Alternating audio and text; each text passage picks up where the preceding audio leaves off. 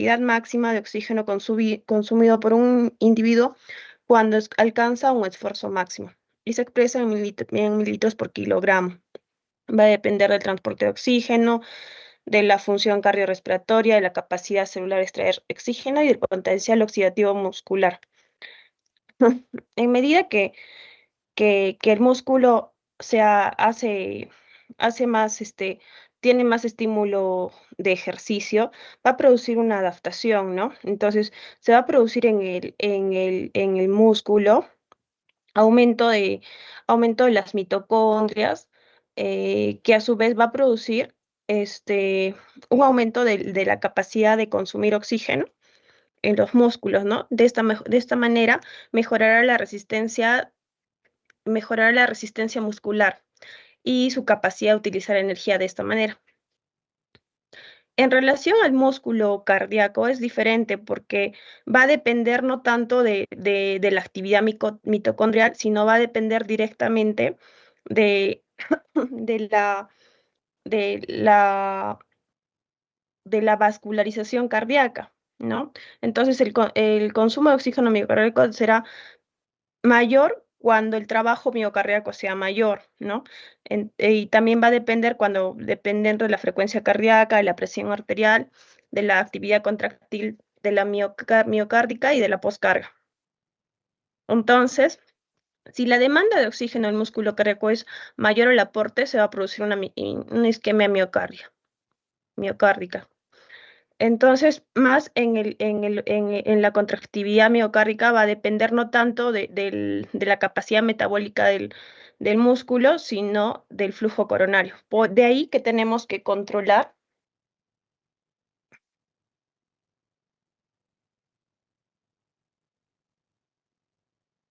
Ya. Me dicen que no se logra ver la diapositiva.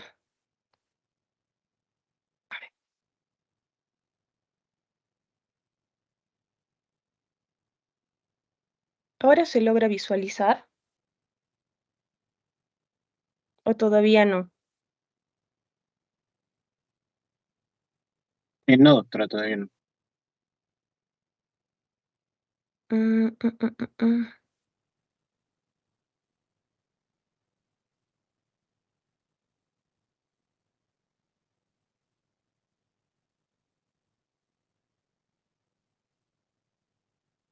¿Ahora sí? Sí, doctora. Ya, entonces, de todo lo que hemos hablado, entonces acá lo importante es determinar que la actividad del músculo miocárdico va a depender directamente del flujo sanguíneo que le va a dar.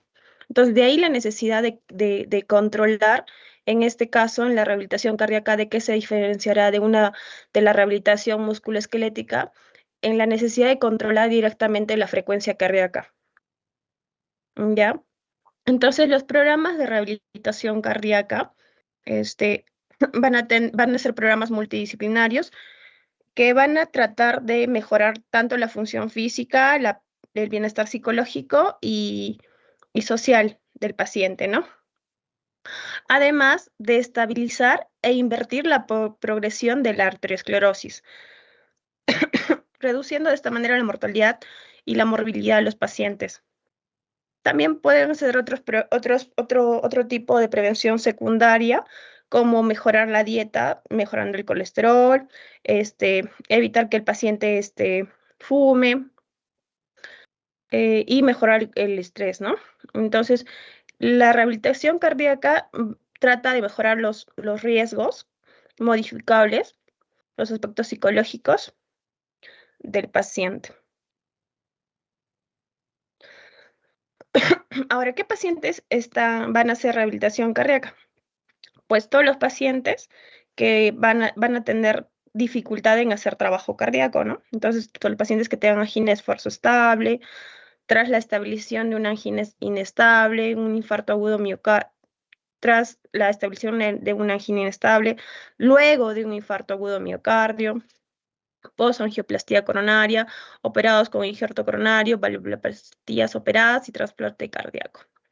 También niños con enfermedades cardíacas congénitas, en pacientes que presenten marcapasos y desfibriladores, en terapia de resincronización cardíaca, en pacientes que tengan insuficiencia cardíaca y también en pacientes que tengan arteriopatía periférica. Los sujetos sanos también pueden incorporarse a los programas de rehabilitación cardíaca siempre y cuando tengan factores de riesgo, ¿no? Y también los que estén en edad media que van a iniciar actividad deportiva. Ahora, ¿hay contraindicaciones? Sí, cada vez son menos. Básicamente están reducidas a la presencia de un aneurisma disecante y cuando la poscarga también si la poscarga es mucha, entonces el trabajo cardíaco va a aumentar. Entonces, si tenemos hipertrofia del ventrículo izquierdo, también estos pacientes no pueden participar, ¿no? Entonces, son las dos contraindicaciones que tenemos. Y bueno, los pacientes postquirúrgicos normalmente se van incorporando a las 6 semanas o 8 semanas después de la cirugía, ¿no? Ahora, estos programas de rehabilitación cardíaca, eh, no todos los pacientes que ingresan van a terminar, ¿no? Debido generalmente a que aparecen síntomas de dolor cardíaco durante el programa, ¿no? Cuando están haciendo ejercicios aparecen los dolores cardíacos. Entonces, generalmente aparecen cuando no controlamos bien la presión, cuando la diabetes está también mal controlada o cuando hay síntomas de insuficiencia cardíaca. Otras causas que van a detener también los programas de rehabilitación cardíaca son dolor musculoesquelético, ¿no? O pacientes muy obesos que van a tener dificultades con usar de repente los implementos, ya sea la bicicleta, la cinta rodante. Estas causas generalmente son reversibles, es decir, si este paciente con dolor que estaba haciendo rehabilitación cardíaca tuvo dolor en la rodilla, entonces pasa nuevamente a terapia, digamos, de terapia física para quitar el dolor de rodilla, mejorar la amplitud de movimiento y puede regresar nuevamente a reincorporarse al programa de rehabilitación cardíaca. Otras causas que van a condicionar abandono también van a ser la falta de motivación, los problemas económicos, la carga familiar, eh, la excesiva distancia desde el domicilio al centro de donde están haciendo la terapia. Las mujeres tienen más tendencia a abandonar estos programas que los hombres. Y una causa importante es que realmente después que el paciente tiene infarto agudo miocardio, o tiene angina de esfuerzo, generalmente los cardiólogos no los derivan a los programas de rehabilitación cardíaca porque a veces desconocen que hay estos programas, ¿no? Actualmente nosotros en Arequipa tenemos un programa de rehabilitación cardíaca en el Hospital Nacional que está bien controlado y los pacientes pues luego de hacer su rehabilitación cardíaca realmente están mucho más controlados en relación a sus síntomas y pues están mucho más activos, ¿no? Y una causa también es que a veces las personas piensan que entre más viejito no debía hacer rehabilitación cardíaca, pero no, en realidad no es un límite, también se puede hacer rehabilitación cardíaca en pacientes ancianos, solamente que hay que controlar un poquito más. Ahora, entonces los objetivos de la rehabilitación cardíaca lógicamente van a ser mejorar la capacidad funcional, mejorar la prevención secundaria en control de factores de riesgos como fumar, mejorar el conocimiento de la enfermedad del paciente y conocer los signos de alarma, ya sean como las anginas, el edema, la ortopnia, el aumento de peso, ¿no? Y mejorar la adherencia al tratamiento médico, entender cómo funciona el sistema de salud, ¿no? Cuándo el cardiólogo lo debe atender, en qué momento el paciente debe tomar sus medicamentos y cómo debe hacer él solito sus ejercicios, ¿no? Este, Además de favorecer el bienestar psicológico, porque estos programas, como le dije, son multidisciplinarios y están conformados también por psicólogos, ¿no? Y pretenden, lógicamente, reinsertar precozmente al paciente a su labor, ¿no? Y mejorar la calidad de vida del paciente. La evidencia científica demuestra que disminuye la mortalidad y la morbilidad en un 31%, ¿no? Superior a los medicamentos o a los fármacos. Eso no quiere decir que dejen de tomar los fármacos, ¿no? Simplemente es que se agrega este programa al tratamiento médico.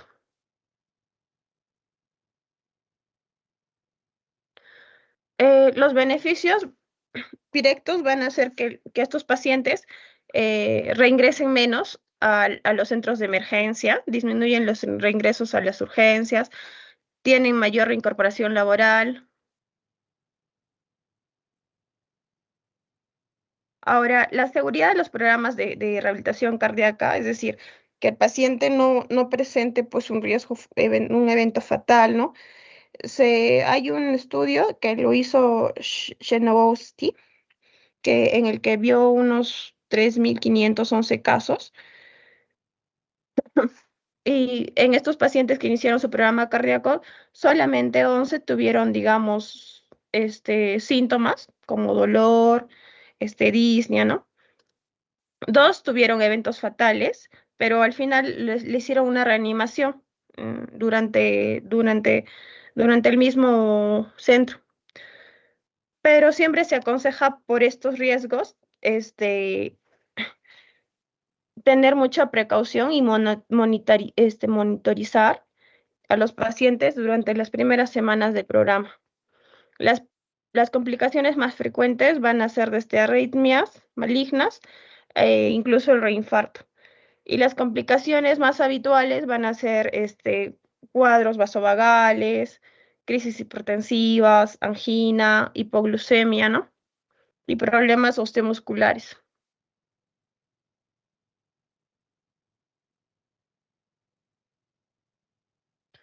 Eh, Siempre se debe disponer material de reanimación cardiovascular avanzada.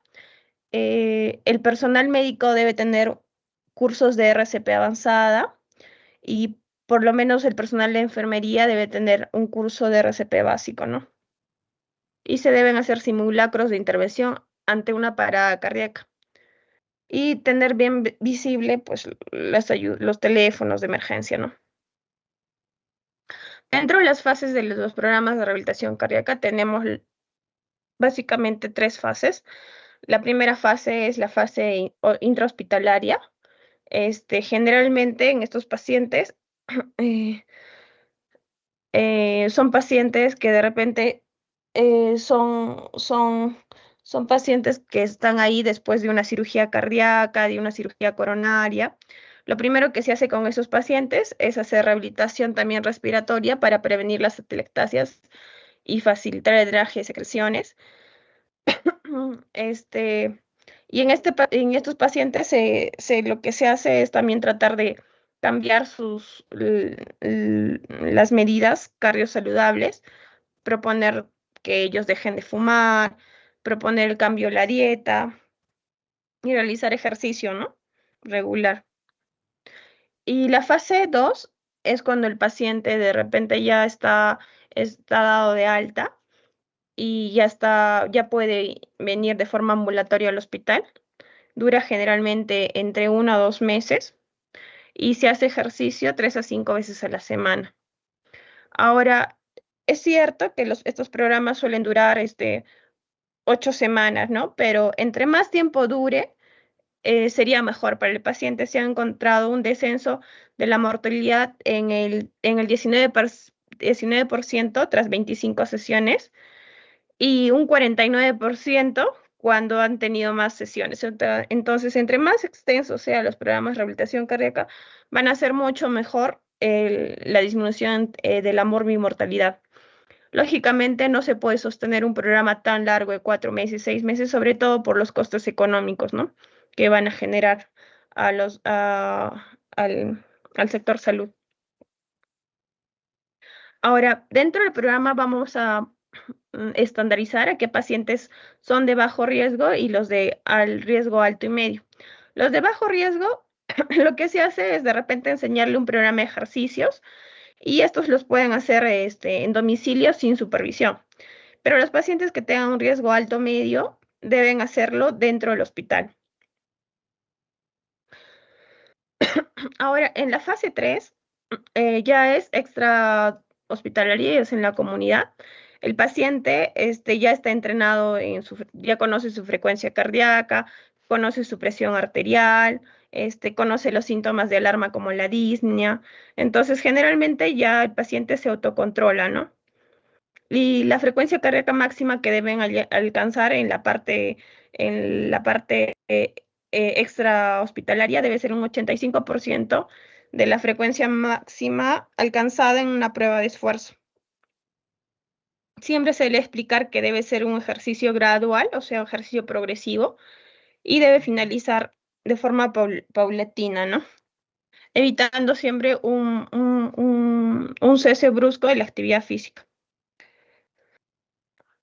Ya. Ahora, ¿cómo estandarizamos que si este paciente es de bajo o alto riesgo? Entonces, tenemos aquí una tablita que nos puede ayudar. Por ejemplo, si comenzamos con pacientes de alto riesgo, vamos a encontrar algunas pruebas en el electrocardiograma, como son el desnivel del ST 2 milímetros, o cuando el desnivel se hace cuando la frecuencia es menos de 150, 135 en la prueba de esfuerzo, de la prueba de esfuerzo, ¿no? En la cinta rodante que bueno, han visto en cardiología. O cuando la fracción de eyección sea menos del 35%. Entonces, si el paciente tiene arritmias ventriculares, tiene una depresión clínica o tiene una parada cardíaca recuperada. Entonces, estos pacientes los clasificaré como alto riesgo y el nivel de ejercicio que yo debo alcanzar es lograr 5 METs, ¿no? Y si son medios, de repente voy a lograr 5 METs, perdón, en el de alto riesgo alcanzaré menos de 5 METs y el de riesgo medio mayor de 5 METs, ¿no? Estos pacientes van a tener aparición de angina o fracciones de eyección entre el 35 y el 49%. Y los pacientes con riesgo bajo alcanzarán 7 METs. Ya, a ver, un ratito. Me dicen que las diapos no han cambiado. A ver, de repente está muy lento el internet. Ahora sí, o todavía no. No, Ya, a ver nuevamente. Mm, mm, mm, mm, mm.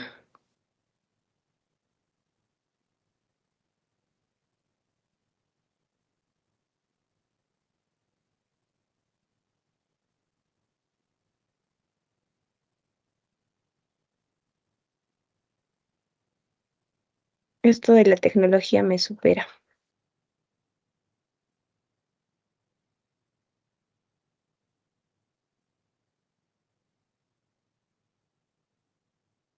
Ahora sí se nota.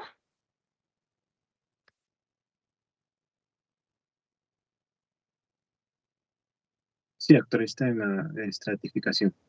Ajá, eso es lo que es el cuadro que es importante que lo lea y que puedan tomarle atención, porque con este cuadrito se estratifica a los pacientes y se selecciona, ¿no? Entonces, ya estamos diciendo que son de bajo, medio y alto riesgo. Bueno, si es de bajo riesgo, la fracción de eyección será más del 50%, ¿no?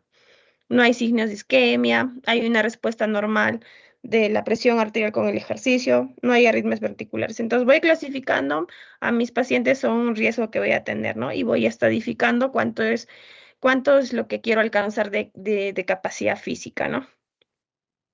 5 METs, menos de 5 METs, mayor de 5 METs y 7 METs.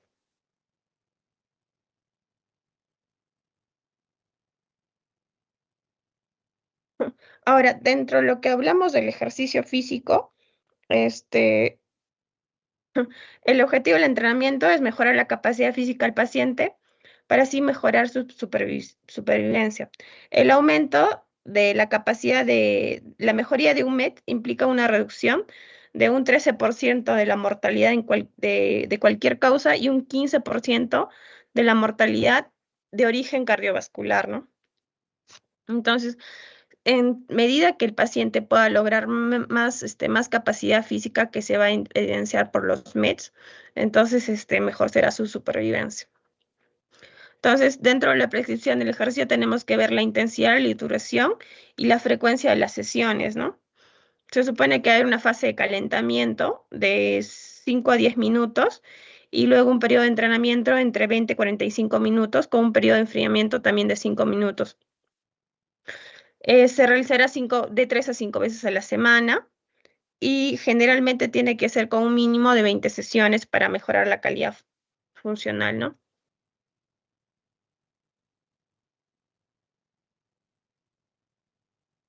Se aconseja siempre monitorizar a estos pacientes durante las primeras sesiones con un registro electrocardiográfico, ¿no? Y también de presión arterial.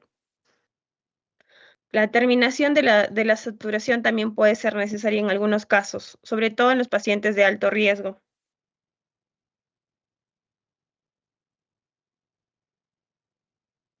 Hay que recordar que el periodo de recuperación al finalizar el ejercicio es el periodo más vulnerable siempre, el periodo de recuperación.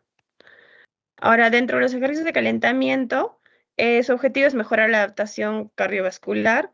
Se utilizan generalmente ejercicios isotónicos e isométricos, o sea, de una velocidad constante o a veces solamente sin cambios de movimiento, ¿no? Se puede incluir pesas de 1 a 3 kilos, pero no deben lograr en estos pacientes fatiga, ¿no? Ese es el objetivo en las fases de calentamiento, no lograr fatiga. También se puede añadir ejercicios respiratorios y de estiramiento. Y ya en la fase de entrenamiento, eh, van a ser dependiendo de la tolerancia individual del paciente. Estos pueden ser continuos o interválicos. Los continuos van a ser, digamos, cuando el paciente realicen ejercicio de manera continua sin descanso, ¿no? Generalmente deben alcanzar una frecuencia cardíaca máxima del 40 al 85%. Y, y siempre debe ser de manera gradual y la carga debe ser incrementarse de manera gradual, ¿no? Y las repeticiones también. Hay otro tipo de ejercicio interválico que son los conocidos por los... Uy, a ver.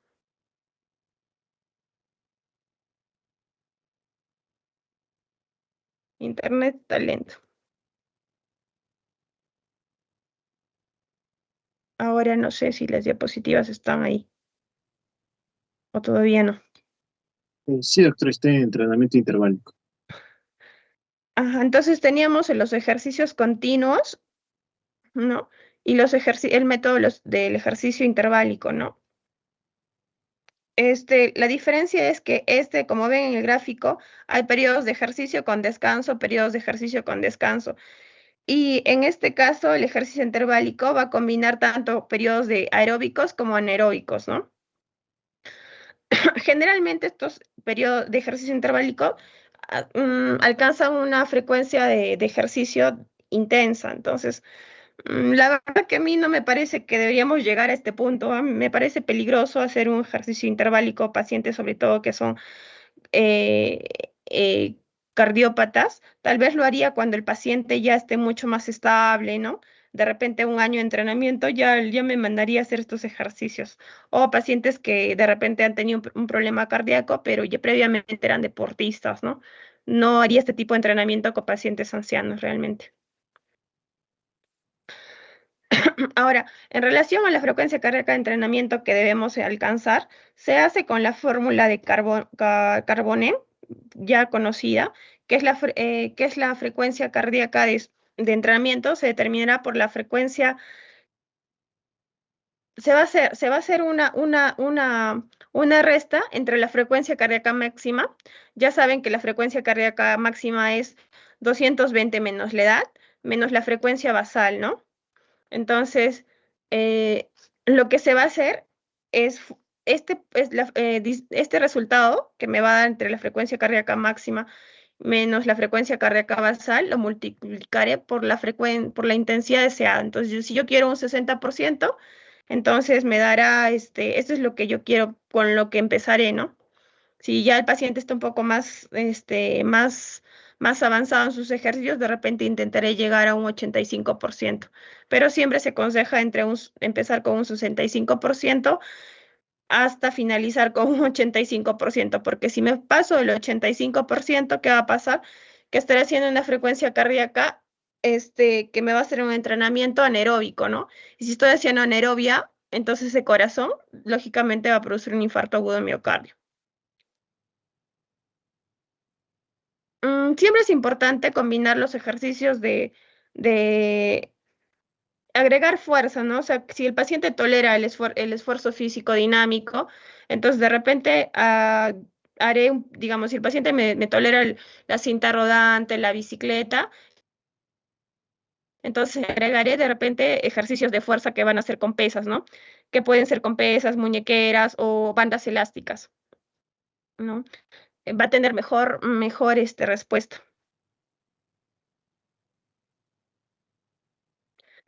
Siempre es importante la intervención psicológica porque algunos pacientes, cuando tienen mucho estrés o ira o depresión, pueden causar algún evento isquémico. La verdad que los pacientes se van a dar cuenta que los pacientes en cardiología siempre son bien renegoncitos. Entonces, sí es importante realmente mandarlos al apoyo psicológico para que pueda mejorar su riesgo, ¿no? Su riesgo de desencadenar un evento isquémico.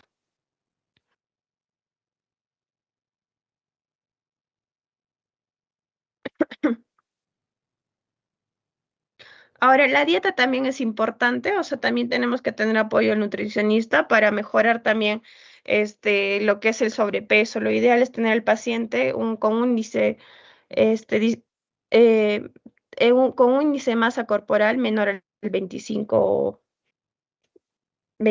¿no? En relación a los pacientes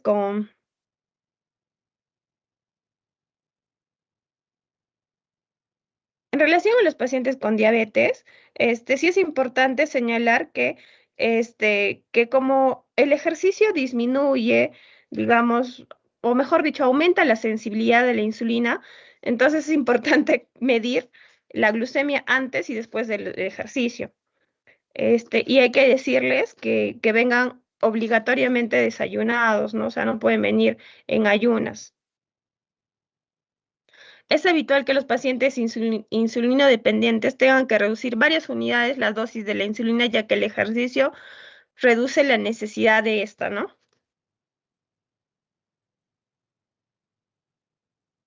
Ahora, también los pacientes con diabetes, como tienen alteraciones en la parte periférica, o sea, alteraciones en la vascularización periférica, también tienen más claudicación. Entonces, el ejercicio siempre tiene que ser de manera intermitente, no continua.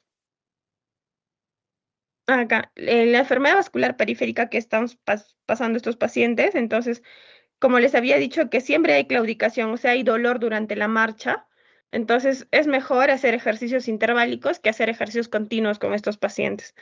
Hacen entrenamiento, periodos de entrenamiento de repente de 2 minutos, 3 minutos, con un descanso de 1 minuto, 2 minutos nuevamente.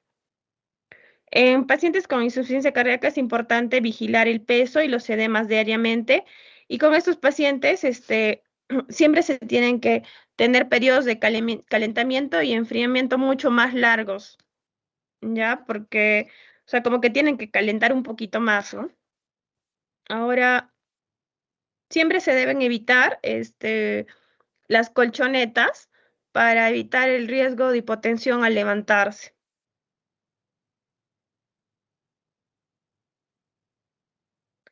En los pacientes con cardiopatías congénitas, que generalmente son niños, se recomienda que los ejercicios lo hagan de repente mediante el juego, ¿no? Siempre deben ser con bajas cargas y tiempos cortos de entrenamiento. Y se recomienda siempre la monitorización de sus pacientes por el riesgo de arritmias. Bueno, eso sería todo en relación a la rehabilitación cardíaca. ¿Tienen alguna pregunta?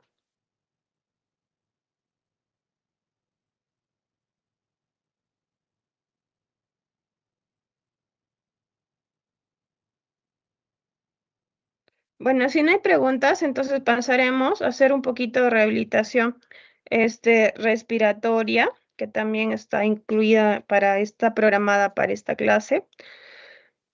En relación a la rehabilitación respiratoria, vamos a ver que igual que la rehabilitación cardíaca, es un programa también de intervención multidisciplinaria y basada en evidencia. ¿Sí, no se nota? Sí, lo he puesto. ¿No se nota? A ver, voy a volver a cambiar. Espera. A ver. Oh, oh, oh, oh, oh.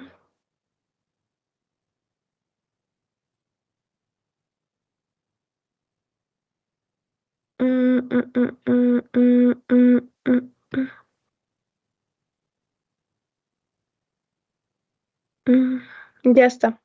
A ver si se nota ahora. Ya. Igual que la rehabilitación cardíaca, es una intervención también multidisciplinaria, también eficaz, sobre todo basada en evidencia, sobre todo en enfermedades respiratorias crónicas. ¿Ya? Este, siempre la rehabilitación va a ser individualizada, dirigido a reducir los síntomas del paciente, ¿no?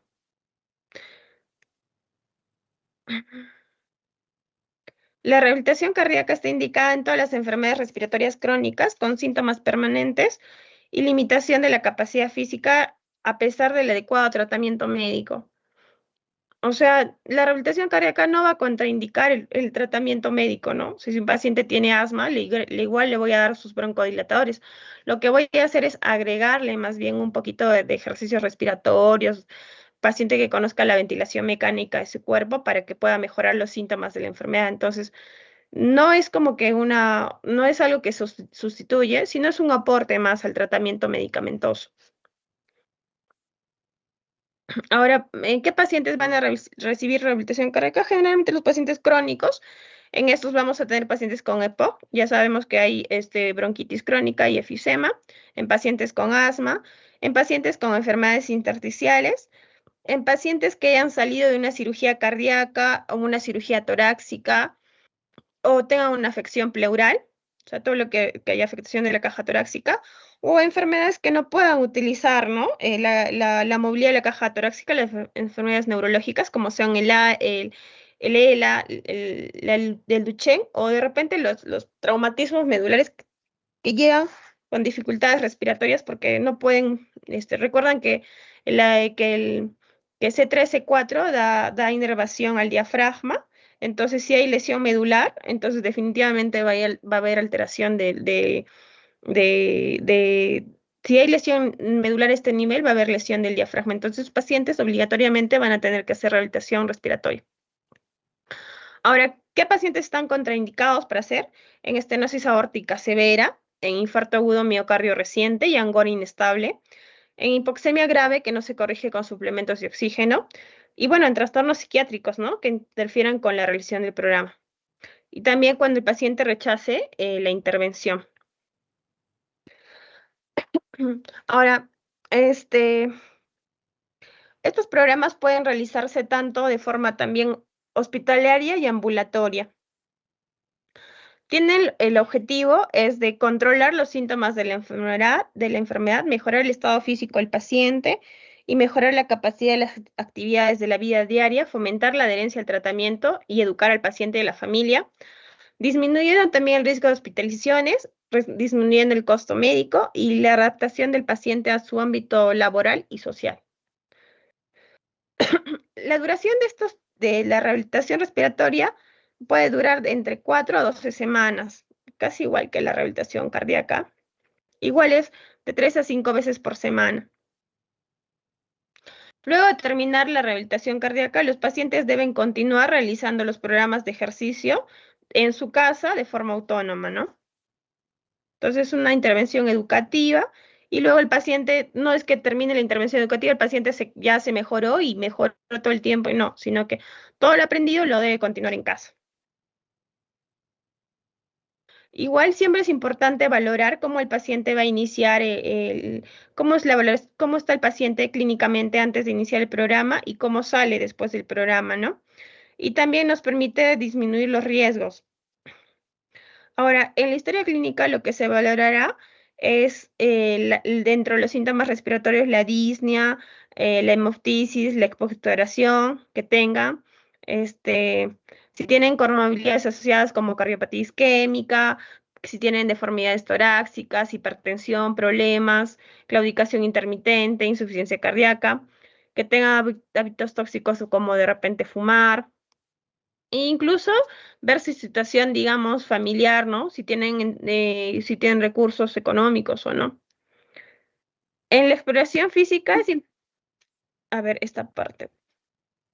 A ver, a ver. Sí, está bien, mi internet está súper lento. Ya cuando... Sí, ahora sí. Ya, ya. En la exploración física tenemos que ver la auscultación cardiopulmonar, porque a veces en la en la exploración, digamos, del pulmón, lo que vas a ver es dónde tienes más crépitos, dónde tienes atelectasia, y a veces cuando quieres hacer, digamos, alguna técnica respiratoria, te enfocarás en esa zona, ¿no? Para hacer el drenaje o para hacer de repente la vibración, ¿no? Entonces tú tienes que explorar dónde está el problema, ¿no? Igual tienes que ver el estado nutricional del paciente, el balance muscular, el balance articular también, ¿no? En la valoración funcional, algunos, en la evaluación funcional respiratoria nos vamos a ayudar de la espirometría, de la difusión de gases. eh, en las pruebas de imagen también nos será útil una radiografía de tórax para ver si de repente tiene algún problema, diferenciar, ¿no? Si es un problema agudo o un problema crónico, de repente es una neumonía. Y bueno, siempre es importante valorar la capacidad de ejercicio con algunas pruebas que tenemos. La prueba de los 6 minutos, que es la prueba de lanzadera y la prueba de escaleras. Bueno, la más conocida es el test de los 6 minutos y las pruebas de esfuerzo máximo, que son la bicicleta rodante o la ergometría. Y la valoración muscular tenemos que ver, digamos, el test de repetición máxima, el dinamómetro, la masa muscular y los músculos inspiratorios y respiratorios. En relación al estado nutricional, tenemos que ver el índice de masa magra, el índice de masa corporal y las escalas de disnea, ¿no? Que vamos a tener, y la valoración de riesgo de fractura y las valoraciones de la calidad de vida. Dentro de las escalas de disnea, tenemos las escalas unidimensionales, que en estas escalas unidimensionales básicamente nos están evaluando la disnea. Y tenemos, por ejemplo, la escala de disnea modificada, de escala de disnea modificada de Council, que valora la disnea en 5 puntos, de 0 a 4. 0 si la disnea solo se produce cuando hay gran esfuerzo físico. 1 si la disnea se produce al andar deprisa, en llanto o subir una pendiente poco pronunciada. Y así sucesivamente, ¿no? Entonces, de esta manera nos va a valorar la disnea. También tenemos la escala de Bohr, que también lo conocemos. Esta es la de Bohr modificada, que valorará de 0 a 10 y ya se indicará que hay esfuerzo o disnea cuando es más de 6, ¿no? Ya, a ver, otra vez, ya, ahora sí, vamos a ver. Ahora tenemos las escalas multidimensionales que no solamente nos valoran la disnea, sino también nos valoran la capacidad de desarrollar tareas y la capacidad de hacer esfuerzo, o también nos valora el tiempo en que el paciente inicia disnea, ¿no? De repente inicia disnea apenas hace 2 minutos de esfuerzo, 3 minutos de esfuerzo, 15 minutos. Entonces nos valora más que todo el tiempo, el nivel de tareas que puede lograr antes de que aparezca la disnea, ¿no? Y hubo algunas 26 situaciones que provocan disnea. Entonces ahí tenemos las escalas unidimensionales y las multidimensionales. Dentro de la ergoespirometría, que es el gol estándar para valorar función respiratoria, cardiorrespiratoria, es la prueba de esfuerzo, es una prueba de esfuerzo máximo que puede realizar en un tapiz rodante o una bicicleta para obtener un consumo de oxígeno máximo y la carga de trabajo. Va a valorar la función de los músculos respiratorios mediante la medición de la presión inspiratoria y expiratoria máxima. Tenemos otros cuestionarios también, el cuestionario de enfermedades médicas crónicas y el cuestionario de George. Sobre todo que en estos de acá me van a valorar los impactos emocionales que producen, que pues van a producir la enfermedad respiratoria, ¿no? Entonces, los componentes terapéuticos del programa de rehabilitación respiratoria, uno van a ser la educación, uno va a ser, el otro va a ser el entrenamiento muscular, ya sea tanto con técnicas de fisioterapia, terapia ocupacional, y el otro va a ser la nutrición y también la ayuda, la intervención psicosocial, ¿no? Dentro de la educación, a ver otra vez, dentro de la educación, se va a capacitar a la persona afectada y a su familia para que realmente aprendan cómo ellos se pueden, puedan controlar, digamos, sus síntomas, ¿no? Con las técnicas de terapia física. Dentro de la terapia física vamos a tener técnicas van a ser múltiples y variadas. Algunos tienen más grados de recomendación que otros y estas se van a caracterizar por técnicas que van a permeabilizar la vía aérea, técnicas que van a mejorar el control respiratorio y técnicas de relajación. Entonces, en realidad, en rehabilitación lo que tienes que controlar es, siempre que hago rehabilitación cardíaca, yo digo, mejorar movilidad diafragmática y mejorar ampliación torácica. Porque recuerden que la ventilación, en la ventilación, la inspiración, el 70% de la inspiración lo realizará, digamos, el 70% del trabajo respiratorio durante la inspiración lo realizará el diafragma con los escalenos, ¿no? Entonces ahí me importará mucho ahí que de pronto el paciente conozca que esté utilizando el diafragma, entonces indicaré pues mejorar movilidad, mejorar movilidad diafragmática. Y la otra parte, dentro de la ventilación, va a ser que la expiración no es un evento, digamos, que encuentre trabajo cardíaco, sino es pasivo. Entonces va a depender de la elasticidad del tórax. Entonces, entre más mejore la ampliación torácica, o sea, mejore la movilidad del tórax, mejor será la expiración, ¿no? Entonces, utilizaré tanto la movilidad diafragmática con la mejoría de la expiración. Entonces, para eso voy a utilizar varias técnicas fisioterapéuticas o como técnicas de aprendizaje, ¿no? Entonces, dentro del aprendizaje le diré al paciente dónde está su diafragma, cómo debe ser consciente, cómo debe respirar. Y dentro de las técnicas, digamos, de ampliación torácica, le diré, pues, indicaré ejercicios que me puedan mantener la movilidad torácica como la movilidad de los huesos dorsales, ¿no? De la columna dorsal.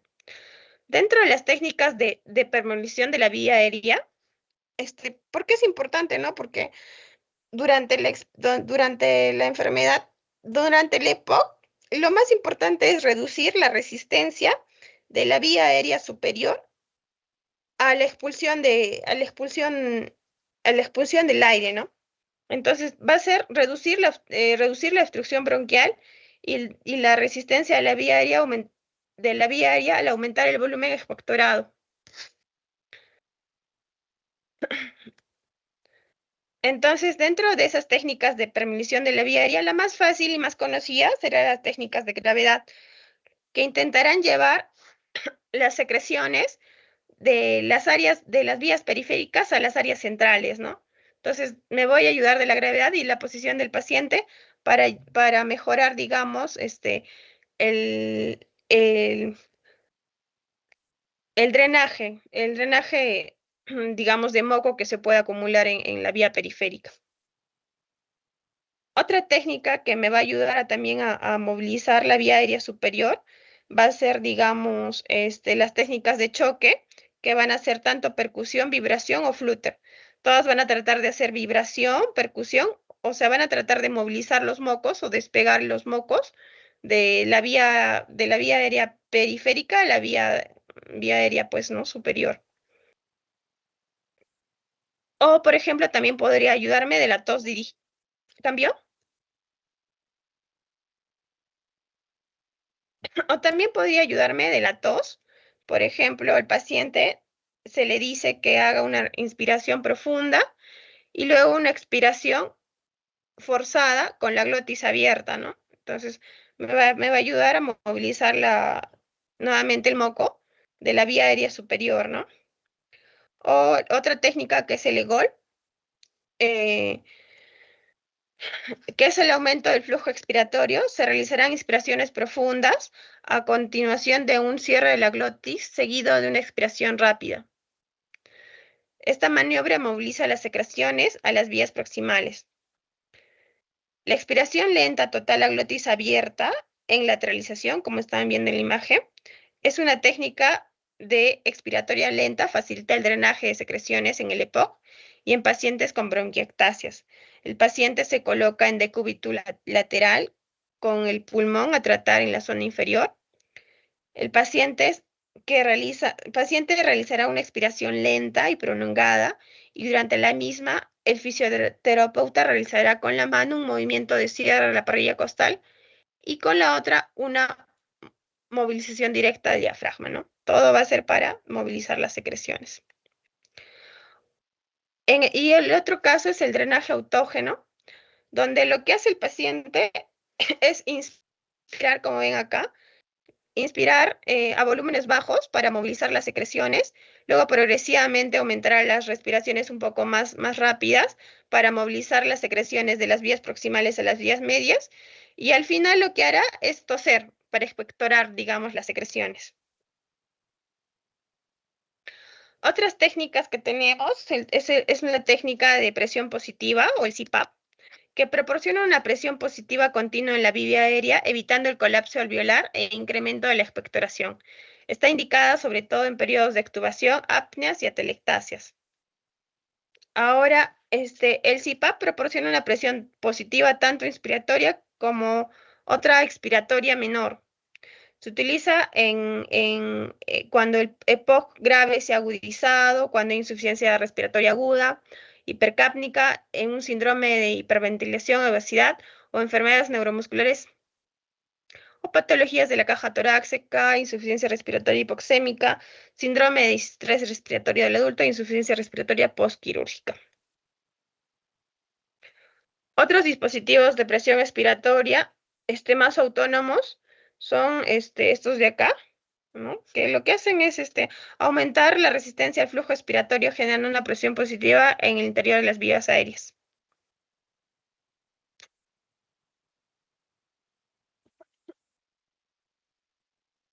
Hay también otros dispositivos inspiratorios que en este caso van a digamos que, incrementar, digamos, la resistencia a la inspiración.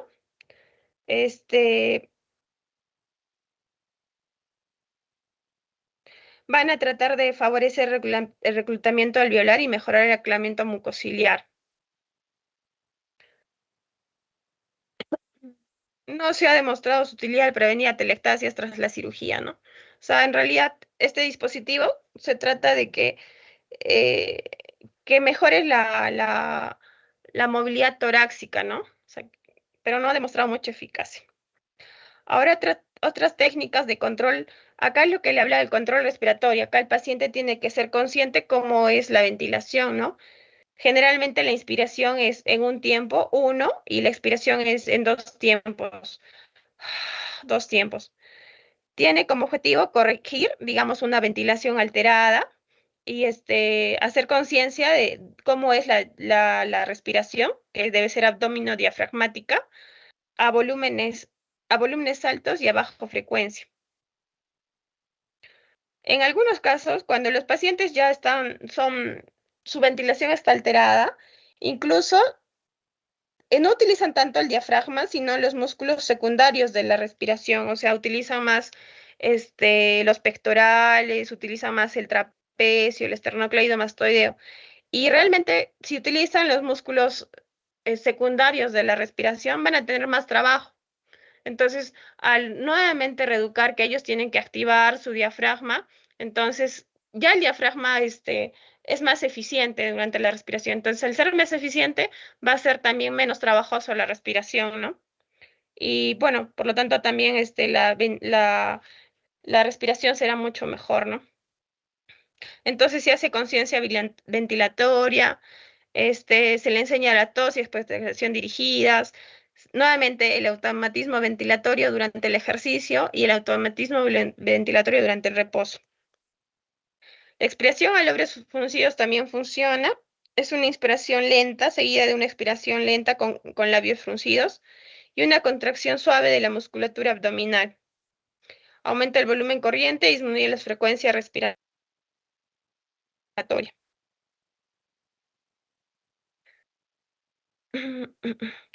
También tenemos técnicas de relajación, ¿no? Que buscan reducir el coste energético de la respiración y la tensión muscular, al disminuir la ansiedad producida por la disnea.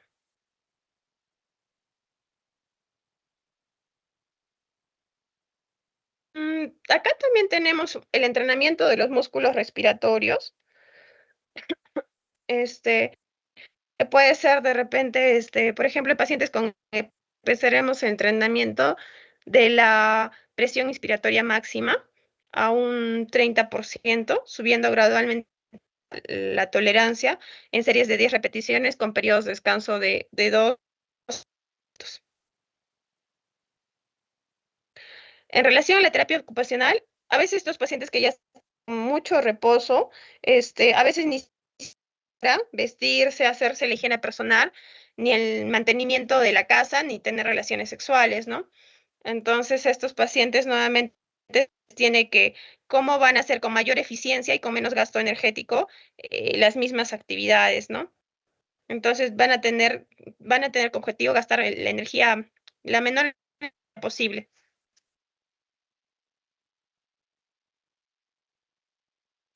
Bueno, los objetivos entonces de la rehabilitación respiratoria van a ser introducir estilos de vida saludables al paciente para mejorar tanto la patología como la tolerancia a la actividad física, contribuir al bienestar y a la calidad de vida de estas personas, facilitar las mejoras fisiológicas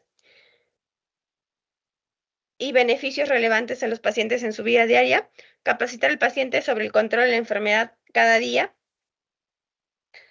evitar el temor a la disnea y la tolerancia a disminuir la actividad evitar el temor a la disnea y la tolerancia disminuida a la actividad que lleva al paciente a un nivel aumentado de fatiga y a una pérdida de la función de la actividad social y mejorar el estado emocional del paciente. Bueno, eso sería todo en relación a rehabilitación cardíaca y respiratoria. No sé si les ha quedado una pregunta.